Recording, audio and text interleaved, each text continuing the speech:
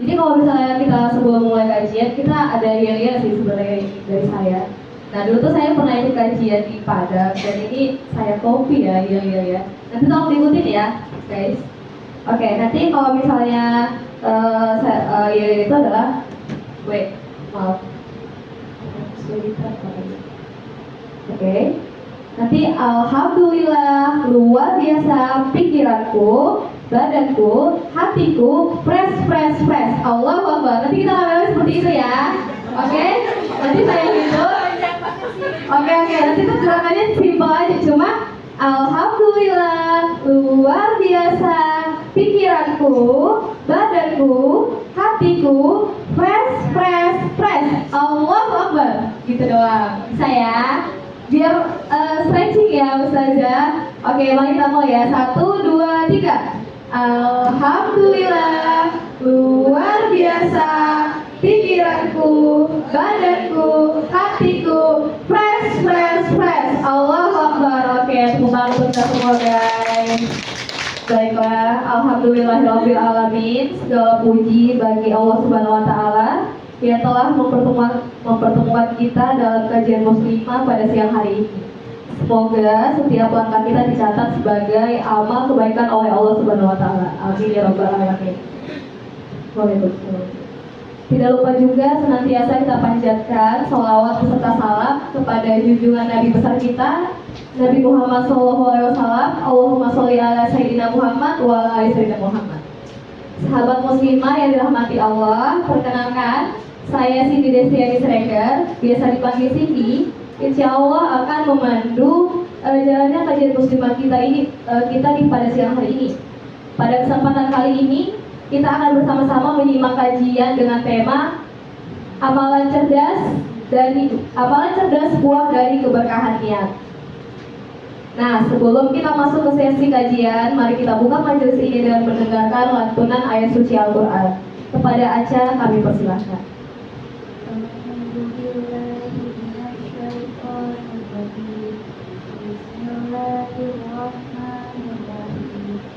لم يكن الذين كفروا من أهل الكتاب والمشركين منفكين حتى تأتيهم البينة رسول من الله يتلو صحفا مطهرة فيها كتب قيمة وما تفرق الذين أوتوا الكتاب إلا من بعد ما جاءتهم البينة وما أمروا إلا ليعبدوا الله مخلصين له الدين حنفاء ويقيموا الصلاة ويؤتوا الزكاة وذلك دين القيمة إن الذين كفروا من أهل الكتاب والمشركين في جهنم خالدين فيها أولئك هم شر البرية إن الذين آمنوا وعملوا الصالحات أولئك هم خير البرية صدق الله العظيم. Oke, baik sobat muslimah, kita akan langsung saja ya masuk ke inti kajian. Izinkan saya terlebih dahulu memperkenalkan pemateri kita, yaitu adalah beliau bernama Kak Sabita, lahir di Jakarta ya, saat ini sudah berkeluarga dan kesehariannya adalah beraktivitas sebagai ibu rumah tangga dan sekaligus guru TK. Nah, Masya Allah ya, tentu bukan peran yang mudah karena harus mendidik anak-anak baik di rumah maupun di sekolah. Tanpa berlama-lama lagi, mari kita sambut pemateri kita, Kak Sabita, dipersilakan.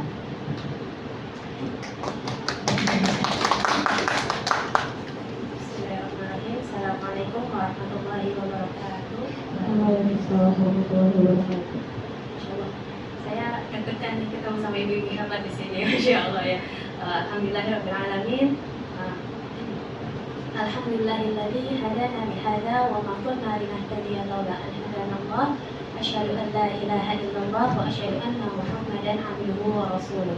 Allahumma shalli ala sayyidina Muhammad wa ala ali Muhammad. Rabbi shrah li sadri wa yassir li amri wahlul 'uqdatam min lisani yafqahu qawli.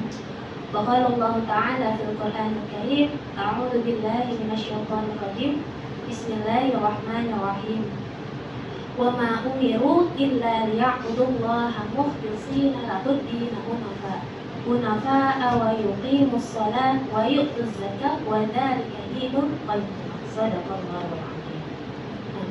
Jadi sesuai dengan apa yang dibacakan oleh Mbak Aisyah ya, Insya Allah. Ini tuh yang tadi saya bacakan juga, padahal Al-Bayyinah itu tentang hari kiamat ya. Tapi dari salah satu ayatnya ini menunjukkan kita untuk memiliki sifat ikhlas. Itu yang tadi di ayat kelima, Allah menyuruh kita membayar zakat, sholat, puasa, tapi dengan hati yang ikhlas.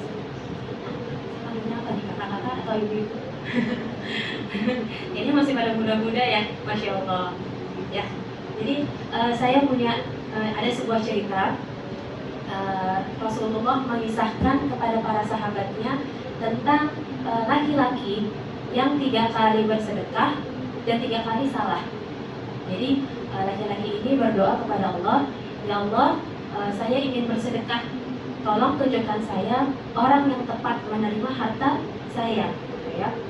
Semoga apa yang saya sedekahkan itu bermanfaat bagi dia. Akhirnya malam harinya laki-laki ini keluar, dan saat di perjalanan laki-laki ini bertemu dengan seorang laki-laki.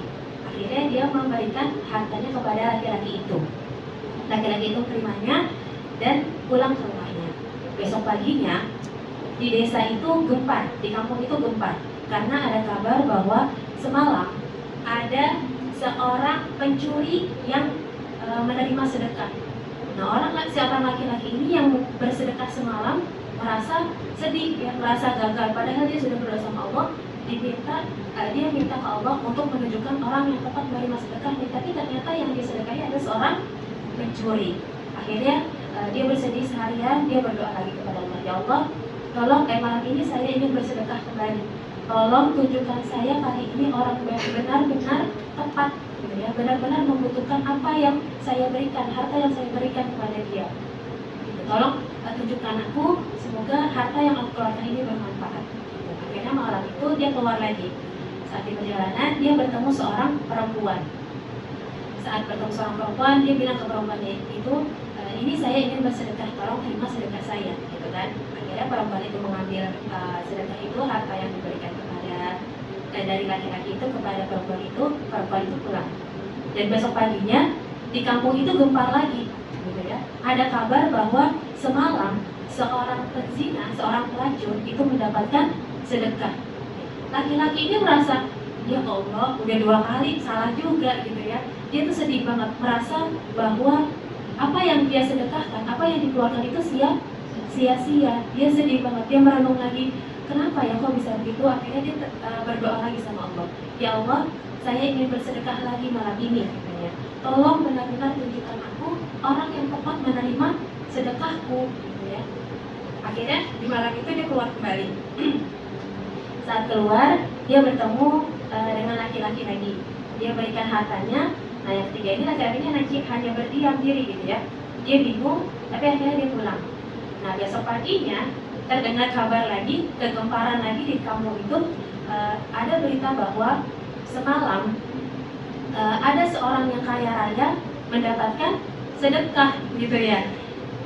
Laki-laki ini, ya Allah, gagal lagi 3 kali, gitu ya. Padahal aku sudah berdoa sama Allah, minta petunjuk sama Allah, tolong tunjukkan aku orang yang tepat menerima sedekah. Tapi ternyata pertama dia bersedekah kepada seorang pencuri, kedua bersedekah kepada penzina, yang ketiga kepada orang yang kaya raya. Kalau kita pikir ya udahlah itu mah sebenarnya nggak dikasih juga nggak apa-apa, gitu ya. Kalau kita kan maunya benar-benar yang benar-benar dia membutuhkan apa yang kita berikan yang bermanfaat bagi dia. Tapi kan itu menurut laki-laki itu. Akhirnya karena dia sedih, malam keempat dia tidak bersedekah, dia tidur. Nah, di dalam tidurnya Allah hadir mengutus malaikat untuk hadir di mimpinya. Dan di mimpinya itu, Masya Allah, malaikat itu berkata kepada si laki-laki ini, hai fulan, sedekahmu itu tidak ada yang sia-sia, katanya. Yang pertama, engkau telah bersedekah kepada seorang pencuri. Tapi karena sedekahmu itu, pencuri itu tidak jadi mencuri, karena dia sudah mendapatkan apa yang dia inginkan, apa yang dia mau. Jadi sedekahmu yang pertama itu diterima oleh Allah. Gitu ya. Terus yang kedua, kamu sedekahmu yang kedua juga diterima oleh Allah. Karena apa? Karena berkat sedekahmu penzina itu tidak jadi berzina. Akhirnya dia pulang tidak jadi berzina, gitu ya. Dan kau telah mencegah wanita itu untuk berzina. Jadi yang kedua juga amalmu dan sedekahmu diterima oleh Allah. Dan yang ketiga, kamu bersedekah kepada orang kaya yang kikir, orang kaya yang kikir, yang sombong, gitu ya, yang tidak mau menginfakkan hartanya.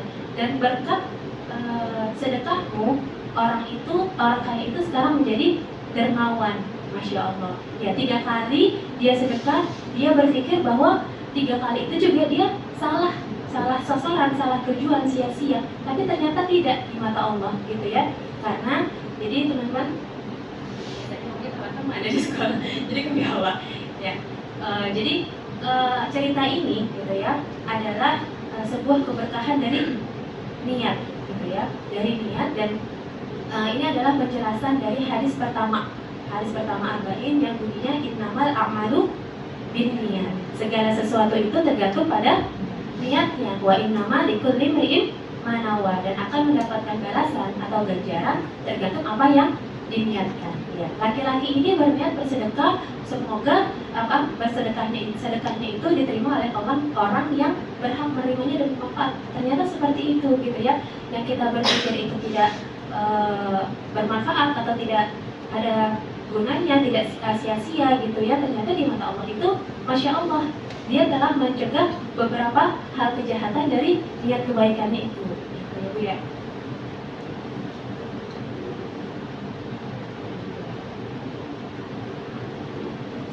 Sama juga seperti kita nih Bu ya, ibu-ibu rumah tangga gitu ya, atau wanita karir. Kadang kita tuh suka lupa gitu ya, kadang merasa keseharian kita itu hanya ya udah rutinitas biasa kita. Tapi ternyata gitu ya, kegiatan kita yang selama ini kita lakukan, yang kita anggap sebagai ya udah ini kegiatan sehari-hari yang sudah kewajiban kita jalani, tapi ternyata keseharian itu bisa bisa menjadi ladang ibadah kita. Dengan apa? Dengan niat, gitu ya. Dengan niat. Kenapa niat itu penting? Ya karena niat itu bisa merubah amalan yang biasa menjadi ibadah, gitu ya. Di sini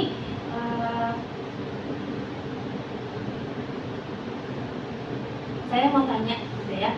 Apa sih niat itu, Bu? Karena kan kalau niat itu kayak sudah familiar banget ya sama diri kita sendiri. Udah niat, ayo niat dulu, niatin aja gitu. Tapi apa sih sebenarnya niat itu? Kita interaktif aja ya Bu ya. Ya saya nggak ngomong sendirian nih. Apa sih niat itu? Niat itu apa sih Bu? Niat, ada yang tahu niat? Kalau saya dengar niat dulu kan kalau mau sholat juga niat. Apa niat itu apa sih sebenarnya? Ada yang berani?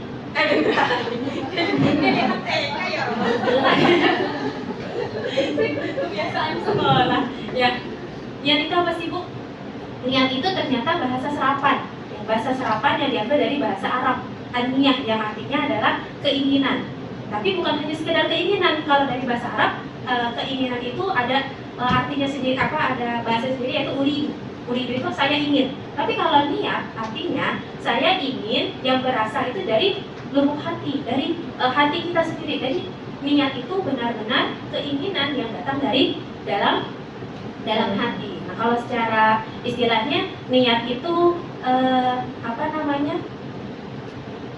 keinginan yang dibarengi dengan perbuatan, gitu ya. Jadi kalau misalkan kita sudah niat, itu adanya dalam hati dan dibarengi dengan perbuatan. Tetapi Bu, gitu ya, yang namanya niat, kadang yang tadi seperti kisah yang tadi kita sudah berikhtiar, kadang hasilnya tidak sesuai dengan apa yang kita harapkan. Tapi tenang aja, maha baiknya Allah ya, walaupun apa yang sudah kita niatkan dan tidak terlaksana itu sudah bernilai kebaikan, sudah bernilai pahala. Sebagai ada riwayat lain menyebutkan itu hadisnya tentang maha baiknya Allah Bu. Ya. Jadi di hadis itu dijelaskan bahwa kalau misalnya kita sudah berniat kebaikan nih, kita sudah berniat baik, itu kita sudah dihitung sebagai pahala kebaikan satu, gitu ya. Itu baru niat. belum kita melaksanakannya. Nah, apabila kita melaksanakannya, itu menjadi kebaikan yang terrealisasikan, menjadi pahala yang terrealisasikan. Tapi kalau kita berniat melakukan kejahatan nih, maksud misalnya, nauzubillah, ada pencuri yang niat untuk melakukan kejahatan, itu dia belum dihitung sebagai dosa, gitu ya, masya Allah. Tapi ya, kalau misalkan ternyata dia itu tidak jadi merealisasikan kejahatannya, misal karena dia tiba-tiba insaf gitu ya, insaf karena ya Allah kayaknya gak baik deh kalau mencuri terus gitu ya kan, berarti kan terjeda tuh ya, gak jadi dia mencuri gitu kan ya. Nah itu ternyata padahal dia niatnya itu melakukan kejahatan, tapi karena tidak jadi dilakukan, itu dia menjadi kebaikan untuk orang itu. Karena apa? Karena dia bisa merubah niat jahat menjadi kebaikan. Tapi bukan karena tertundanya kejahatan karena tidak ada ini ya peluang, itu beda lagi, kesempatan gitu ya, seperti itu. Jadi masya Allah, kenapa niat itu sangat penting? Itu karena niat itu adalah sebuah kunci dari setiap amalan yang kita buat, setiap perbuatan yang kita lakukan. Kalau dengan niat, coba kalau kita mandi itu apa sih Bu? Kalau kita mandi nih, pikiran kita kalau mandi itu apa? Kebutuhan, untuk kebersihan, ya kan? Tapi kalau kita niatkan mandi kita itu bisa menjadi pahala. Kayak seperti apa? Kayak kalau misalkan kita habis berhadas, kita mandi wajib, kita berniat kan? Nah itu mendapatkan pahala karena kita sudah bertoharoh, gitu kan? Karena kebersihan itu sebagian dari iman. Nah gitu. Makanya niat itu adalah kunci, ya. Jadi yang membedakan perbuatan kita sehari-hari dengan ibadah itu adalah dengan niat itu sendiri. Dan niat itu datangnya dalam hati Bu, ya, dari dalam hati. Tidak ada yang bisa mengikut campurkan urusan hati kita, bahkan setan sekalipun, ya. Jadi dalam surat yang sering familiar tuh Bu, yang sering kita dengar, sering kita baca, kadang suka terlewat gitu aja gitu. Jadi dalam surat An-Nas ayat terakhir gimana bunyi Bu?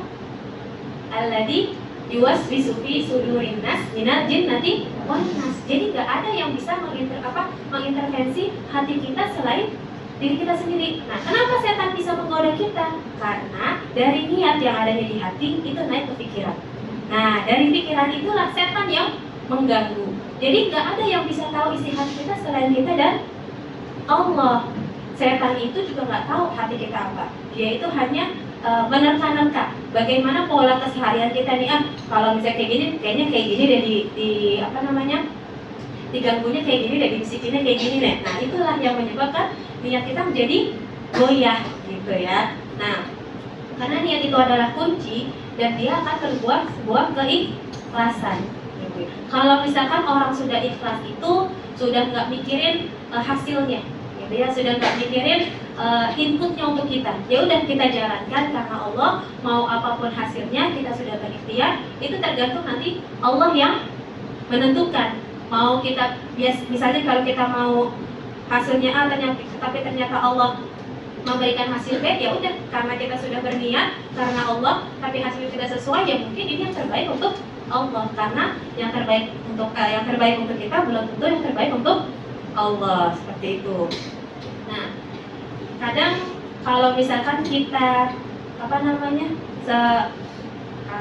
masukkan ke kehidupan sehari-hari kita ya Bu ya, coba kita pikir sehari-hari kita ngapain aja sih Bu? Dari bangun tidur sampai tidur lagi, apalagi ibu-ibu ya, bangun udah ngurusin dapur, pulang maunya rebahan tapi ternyata dapur lagi yang diurusin, rumah lagi yang diurusin, ya Bu ya, ya kan? Nah tapi kalau misalkan kita berniat di awal gitu ya, keseharian kita itu yang dari jam 4 pagi udah bangun, berjibaku tuh tempur sama cucian piring, ya biasa sama masakan gitu ya, terus nanti nyiapin kebutuhan suami atau kebutuhan anak, terus malamnya terus kita harus berangkat kerja lagi nih, masya Allah ibu-ibu karir semua ya.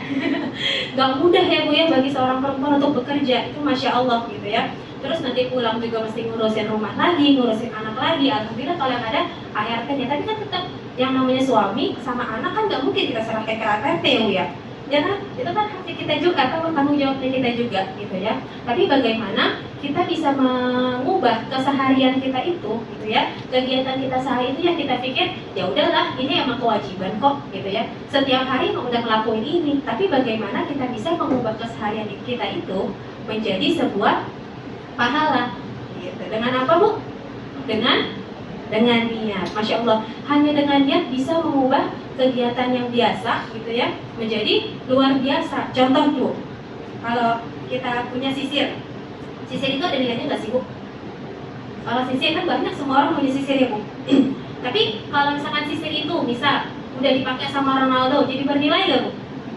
Ya nggak, jadi mahal itu harga sisir. Padahal kalau di warung cuma 5.000, tapi karena dipakai sama Ronaldo bisa jadi 1 miliar, ya nggak, Bu?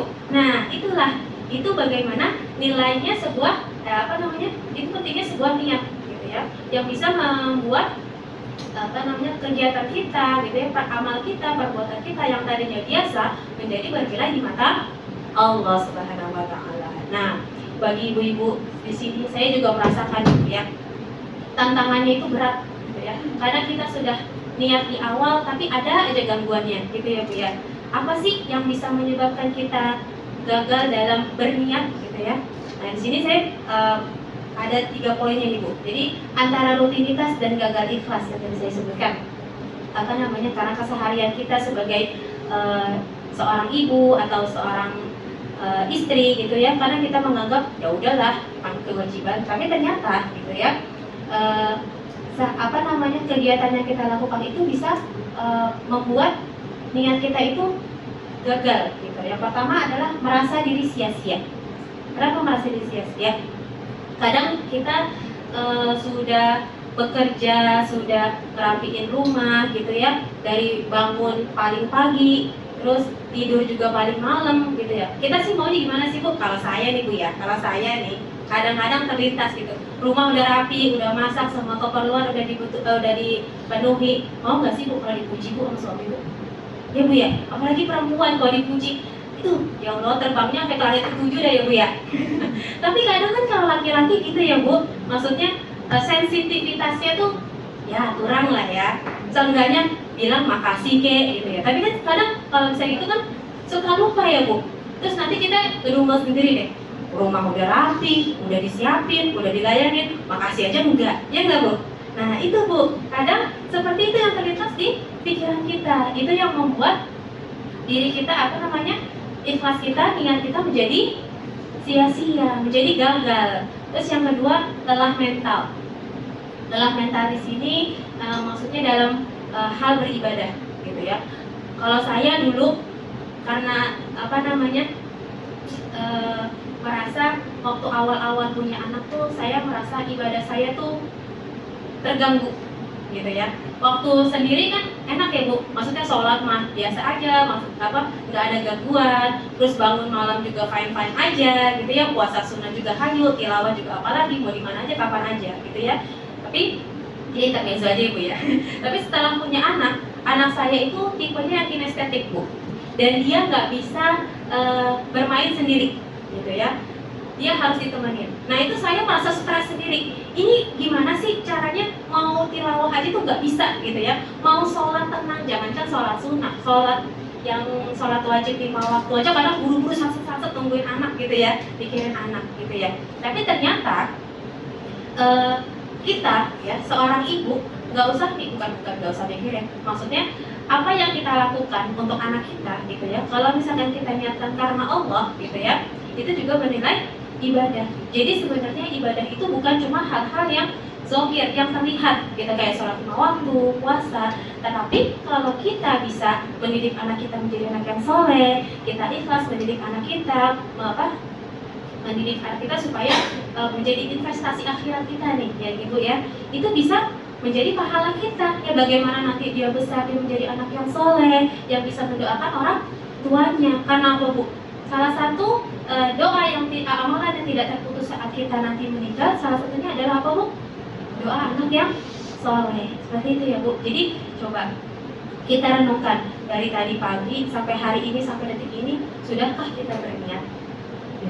Ya, Bu ya. Sudah berniat belum, Bu? Diam aja nih, Bu. Sudah berniat belum kita hari ini, Bu? Paling Niat puasa. Niat puasa, iya. Jadi gitu ya Bu ya. Coba dirubah lagi. Mungkin pertama ya lupa-lupa karena belum terbiasa ya Bu ya. Tapi coba kita kita coba biasakan saat ngambil sapu gitu. Ya Allah, saya berniat mudah-mudahan dengan saya nyapu ini saya dapat pahala. Gitu kan ya? Pahala kebaikan. Lagi nyuci piring, ya Allah, mudah-mudahan setiap sabun yang saya usap menjadi pahala. Gitu ya Bu ya. Ya kan? Kalau kayak gitu pahala kita banyak Bu. Jangan sampai gitu ya. Jangan sampai setelah kita melakukan keseharian itu kita dapetnya cuma capek sama lelahnya doang Bu. Sayang nggak sih Bu? Padahal ada amalan yang mudah yang kita lakukan yaitu dengan niat seperti itu. Nah yang terakhir adalah perangkap sosial media. Ini tuh zaman sekarang banget, apalagi ibu-ibu milenial, ibu-ibu Gen Z. Kalau udah seharian kerja capek di kantor, terus ngurusin anak, ngurusin rumah, enaknya apa Bu healingnya Bu? Rebahan sambil scroll. Ya, wah mantap banget sambil anak udah tidur, kerjaan udah selesai, udah scroll. Tapi ternyata di situ ada godaan, gitu ya. Kadang kita ngeliat pas lagi nge-scroll, sekarang kan lagi zaman banget, enak banget rumah tangganya, suaminya baik banget, gitu ya Bu ya. Pasti dia punya pembantu banyak, kagak ngapa-ngapain, enak banget, gitu ya Bu ya. Akhirnya kita jadi apa Bu? Membanding-bandingin ya. Ya kan yang tadinya kita udah ikhlas karena itu lagi scroll, dia suaminya muji mulu, anaknya nurut, gitu nggak Bu? Ya kan? Nah itu yang menjadikan kita gagal ikhlas. Kita jadi apa? Jadi nggak bersyukur. Padahal belum tentu apa yang kita lihat itu yang dia rasakan. Yang namanya sosial media ya Bu ya. Kan kita nggak tahu dibaliknya seperti apa. Gitu. Kita jadi tidak bersyukur seperti itu. Ya. Atau chat out ya Bu ya. Iya. Ya. Nah, di antara tiga ini nih Bu, ternyata penyakitnya satu Bu. Karena kita masih membutuhkan reaksi dari makhluk. Gitu. Kita masih butuh pengakuan, validasi dari makhluk gitu. Nah, itu yang menyebabkan niat kita rusak, gagalnya ikhlas kita karena reaksi atau balasan tidak sesuai apa yang kita harapkan, apa yang tidak kita inginkan gitu ya. Dari reaksi suami atau keseharian atau di sosial media kita jadi membanding-bandingkan, kita jadi ngedumel sendiri ya Bu ya. Kan kalau kayak gitu kan ngedumel sendiri ya.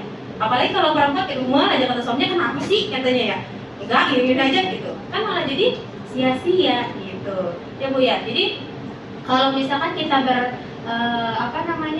berharap pada makhluk itu nggak akan pernah puas gitu ya Bu ya, hanya ada kekecewaan aja gitu. Nah terus gimana biar niat kita itu tetap terjaga gitu ya, niat kita tetap terjaga, ikhlas kita tetap ada gitu. Yang pertama adalah reset niat kita ya. Tadi saya bilang udah niat belum Ibu, jangan cuma niat. Nah niat itu tadi Ibu bilang, saya baru kata niat puasa gitu ya. Kalau puasa itu niat itu bagian dari rukun ibadah. Tapi ternyata niat sendiri itu adalah ibadah, yaitu ibadah hati gitu. Jadi bukan cuma sekedar dia pelengkap ibadah, tapi ternyata niat itu juga bisa menjadi ibadah. Nah, kita reset nih niat kita seperti apa.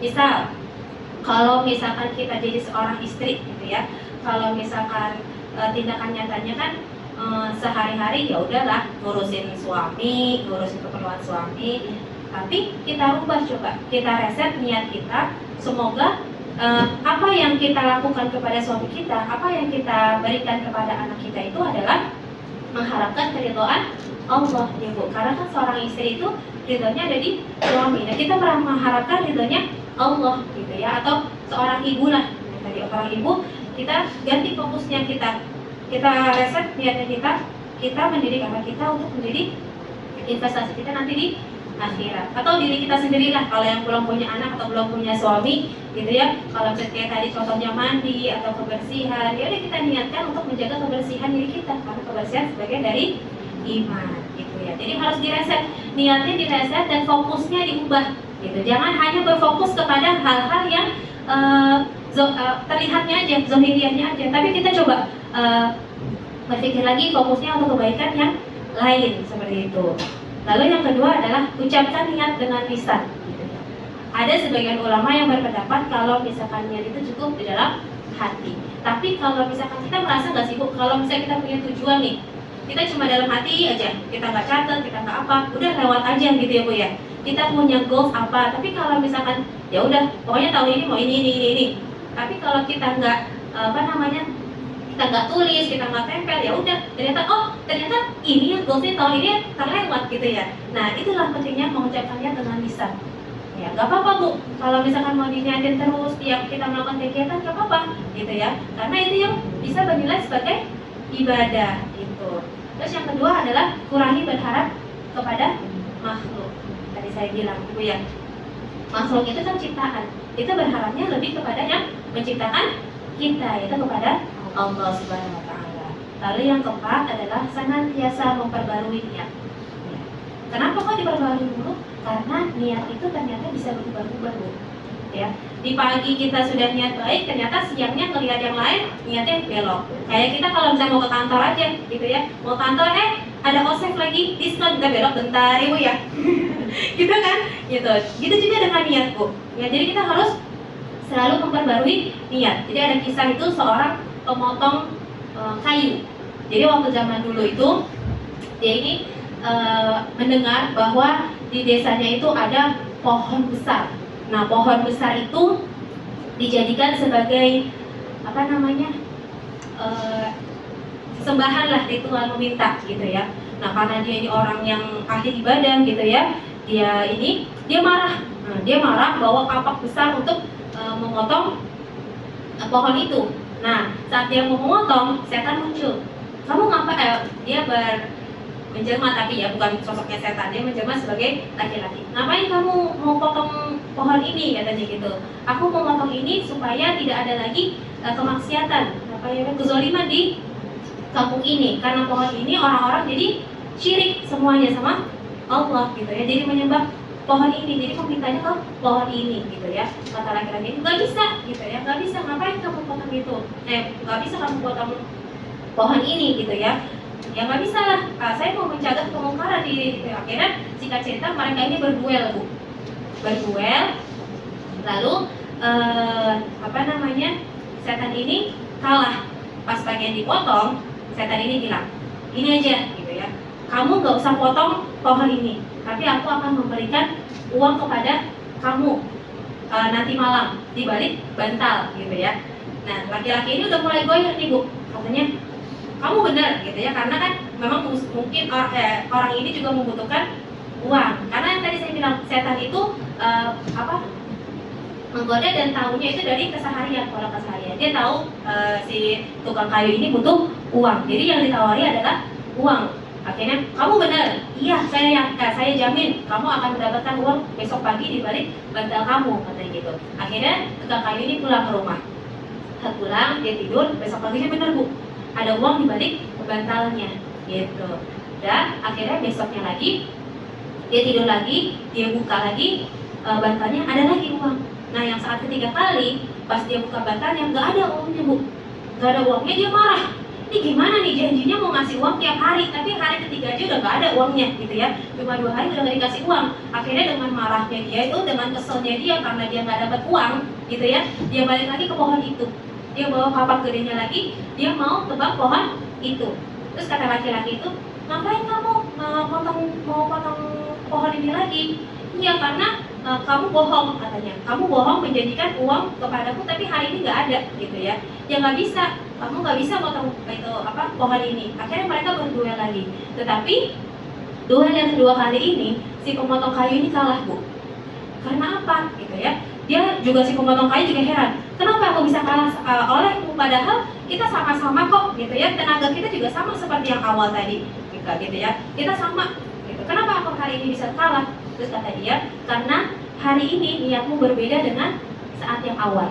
Saat awal kamu niat memotong pohon ini karena Allah ya, karena kamu tidak mau ada kemusyrikan di desa ini gitu, karena Allah, makanya aku kalah gitu ya.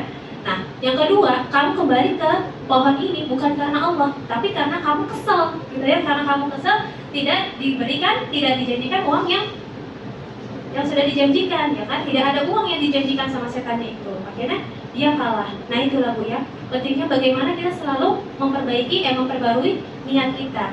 siang kita pagi bangun tidur kita niat gitu ya, mau jalan ke kantor kita niat lagi ya Bu ya, mau nanti kita pulang kita niat lagi, ya Allah niat pulang ya Allah, mudah-mudahan apa yang saya hasilkan tadi di perjalanan membuahkan keberkahan untuk rumah. Jangan sampai kita pulang ke rumah udah capek, pikirannya ini yang ada ngomel-ngomel di rumah gitu ya Bu ya, kayak gitu. Jadi terus nanti kalau mau tidur juga niat lagi, niatkan semuanya diniatkan karena Allah, biar nanti besok bangun tidur jadi fresh lagi gitu ya Bu. Nah, gitu. Jadi itu solusinya.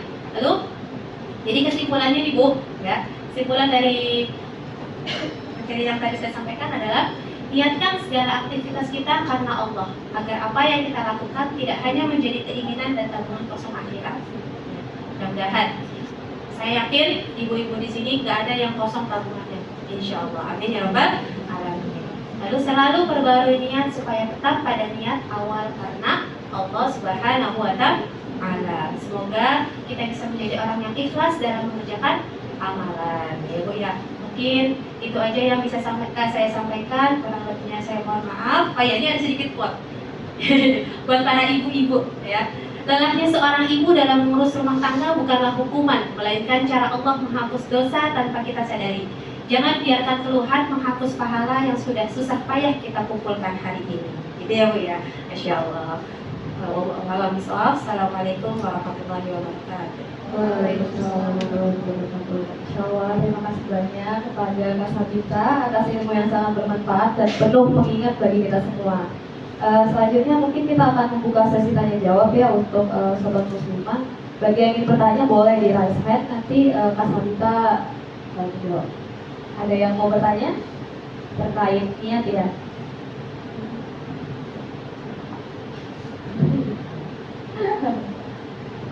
Udah pada sampai ya semua ya materinya ya. Ya udah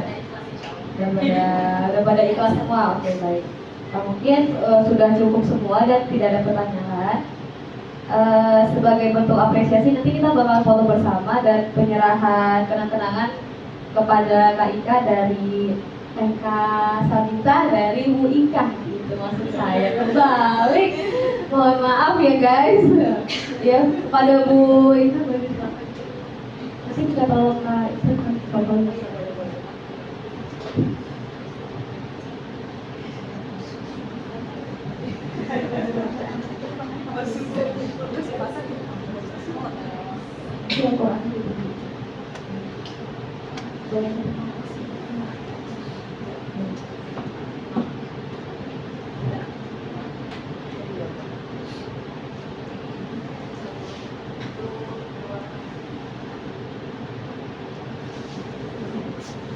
Foto-foto